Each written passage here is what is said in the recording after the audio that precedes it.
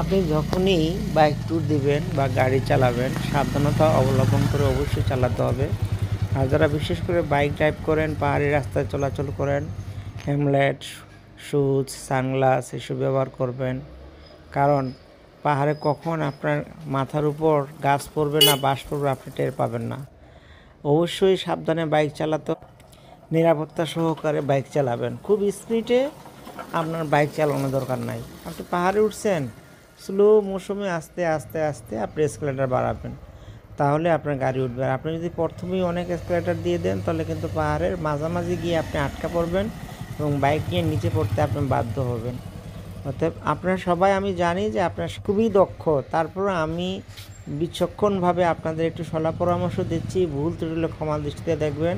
আর পাহাড়ের চেষ্টা করবেন, যেই পাহাড়ে আপনি দুজন নিয়ে উঠতে পারেন না, তিনজন নিয়ে উঠতে পারেন না, আপনি প্রয়োজনে তাদেরকে নামিয়ে একলা ড্রাইভ করবেন।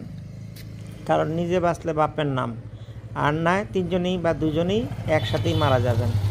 মৃত্যুর পরে আপনার ভিডিও দেখে কোনো লাভ নেই, কেউ শিক্ষার কিছু নেই। যা কিছু করতে হবে জীবিত অবস্থায় করতে হবে। কারণ কথায় আছে, বাঁচলে বাপের নাম আর মরলে কারো নাম আর নাই।